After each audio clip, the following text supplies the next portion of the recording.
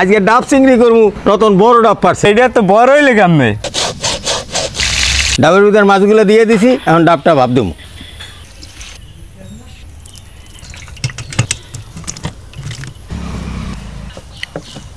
বিসমিল্লাহ। এত স্বাদ যাবার মতন না। আসসালামু আলাইকুম দর্শক, বাজার থেকে নদীর পাব্বা মাছ আর চিংড়ি মাছ আনছি। পাব্বা মাছগুলো বৌমায় ভুনা করবে, চিংড়ি মাছগুলো দিয়া আজকে আমি ডাব চিংড়ি করবো। এই রতনের দিয়ে আমি ডাবটা ভরাইতে এনি। রতন, আরে বাতি যে তুমি একটা ডাব পারো দি। হ্যাঁ, ডাব লাগে, এই যে ডাব চিংড়ি করবো। গাছের মাথায় প্রায় উঠে গেছে। রতন সাবধান, আর পরে যাইও না বাতি যা। ডাব পারলি এরপরে আমি এই ডাব চিংড়িটা রেডি করে এলাম। ব্যাস, এইটি কি এত বড় ডাব? আজকে ডাব চিংড়ি করবো, এই জন্য রতন বড় ডাব পারছে। দেখেন দর্শক কত বড় ডাব, ডাবটা কত বড় দেখছেন। বাতিজা রতন তো এই যেটা কাম বানাই হেলাইছে। হ্যাঁ, কি কইতেন, ডাব পারতে গেছি, ডাব চিংড়ি করবো, একটা বড় ডাব পারবে। একটা বড় ডাবই পারছে, দেখেন কত বড় ডাব, এত বড় ডাব। ওরে বাবা রে বাবা, চারটে ডাব পারছে, মানে আমরা তিনজনে তিনটা আর বৌমায়ের একটা। হ্যাঁ, হিসাব আছে। আর এবছরের ছেলের বিয়ে তো। এটা তো বড় হইলে কেমনে? ওই এক পিড়ি একটা হয়েছে তো, ও বড় হয়ে গেছে। এতলাই মনে করছেন হালকা? হ্যাঁ, এতলাই ওজন ব্যায়ামালা। হ্যাঁ, ওজন বেমালা। তাই আমি তো ডাব চিংড়ি করবো, আমার জন্য ভালো হয়েছে, একটু বড় হবে।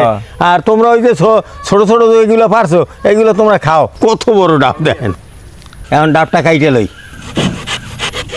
হেসকু প্লেটের সাথে সুতো লাগাই লইছি, নাহলে তো ধরে রাখতে পারি না। এই ছেড়ে কাটা কাটা হয়ে গেছে।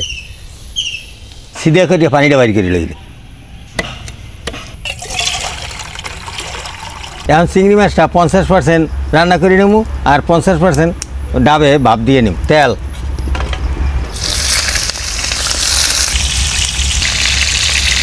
এবার মাছটা চাপাইয়ে মশলা কষাই নেব।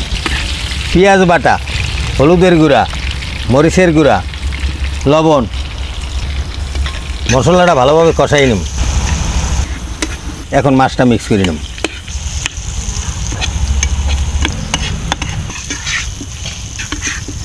মাছটা অর্ধেক রান্না হয়ে গেছে, এখন আমি ডাবের পানি দিয়া ডাবের ভিতর ভাপা দেবো। ডাবটা ধরো। ডাবের ভিতর মাছগুলো দিয়ে দিছি, এখন ডাবটা ভাপ দেবো।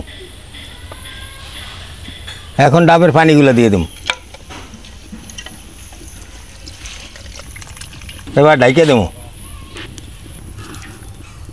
ডাব চিংড়ি ভাপা হয়ে গেছে, সবগুলো বাইর করে নিছি। ডাব চিংড়ি রেডি। এখন গরম ভাত দিয়ে খামু, মিস্ত্রির বাইরে একটু পরে খাইবে। বিসমিল্লাহ। এত স্বাদ যাবার মতন না, একটু মিষ্টি মিষ্টিও লাগতে আছে। ডাব চিংড়ি এত মজা। ভালো থাকেন, সুস্থ থাকেন, দেখা হবে নতুন কোনো ভিডিওতে।